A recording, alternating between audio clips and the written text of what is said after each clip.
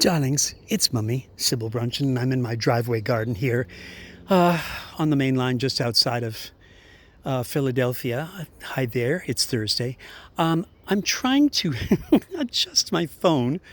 I'm not a Luddite, I'm just not a skilled person technologically. I wish I could get the yellows and purples that you're looking at right now. I wish I could get them as vivid and beautiful as they are in person. Not only are they not as vivid in person, they're not even as vivid, what you're seeing on Facebook or YouTube, as they are in my phone. So I've tried to adjust them, but I wanted to just take a picture here. I wanted to show you the subtleties of my neighbor Mira's yellows and how pale and lovely they are, and then what they look here, which is just so startling. And up and down the garden, look at that little marigold is vivid, and the sun dappling across them. That's lovely. That's probably a better. I should have done it earlier. I should have filmed them when they were being hit by the sun. But look at this. This is that phenomenon I tell you about. You get yellows, you get all colors, but you get yellows especially, and some purples, not those per se, and not my Jacob's ladders or the forget-me-not blues. But there's no purple here right now. There will be in a week or so when all of those irises, those Siberian, can you see them? Those Siberian irises, record number this year, bloom. Those will be startling. But what I was saying about the yellows and all the different yellows in a garden, they at sunset, they quiver with light. They're almost like fluorescent. It's as if they stored the sun's light and then they begin to shed it as it gets dark at night. And they're just ridiculous. I mean, these coreopsis are absolutely astounding. And then there's the different shade of yellow with the Bidens below them. I wish I could get that and have it, you see it. But anyway, you're seeing my garden as much as you can. And look at these irises. They're very tiny. They're little Siberian irises. They're all getting ready to bloom. They're going to be beautiful, really beautiful. In the next couple of days, I will be sure to send them to you. These peonies, again, are like right out of Day of the Triffids. I mean, they look like they're going to walk across the lawn and kill the neighbor. Those are delphiniums that I tucked in there, and that wasn't a smart choice. But as the peonies go, the delphiniums will get lots more sunlight, and I will adjust that for them. Anyway, I wanted you to see this. I wanted you to see my Japanese painted ferns, and look at my lily of the valley. Oh, they don't even look real, and you should smell the garden. If the wind is just right, you could smell the lily of the valley, and then if it blows from the other direction, you can smell the irises. And boy, if you haven't smelled irises, it's not.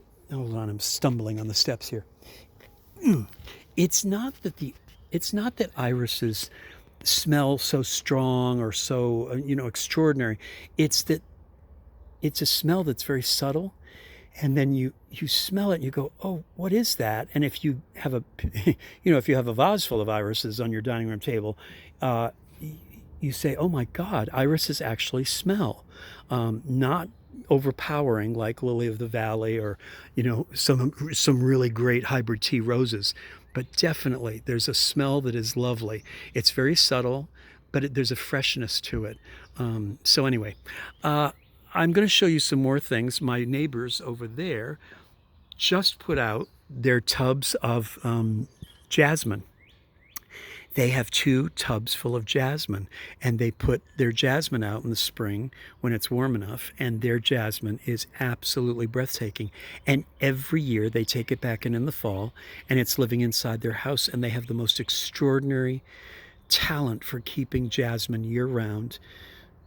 I can't get over it. They think I'm a great gardener, but I think they're a great gardener. So anyway, that's enough for today. Oops. Let me show you something if I can.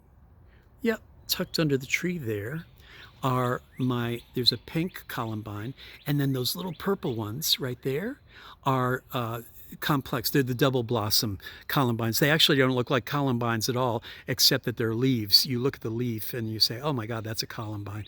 So anyway, there's the pin cushion that might go in the garden here, or another Biden's. There's another coreopsis.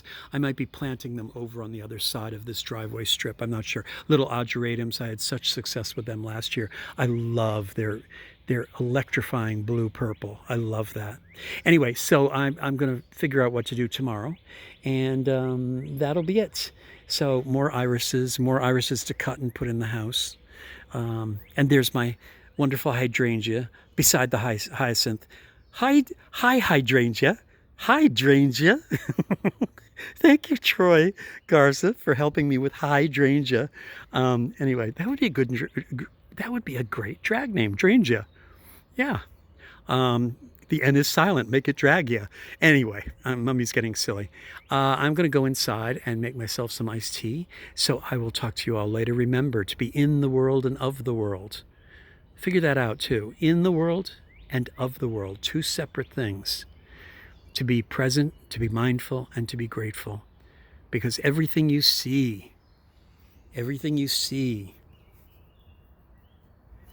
and smell and taste and hear and touch and hold in your hand and your heart, everything is only borrowed. It's all only borrowed. Talk to you later, darlings.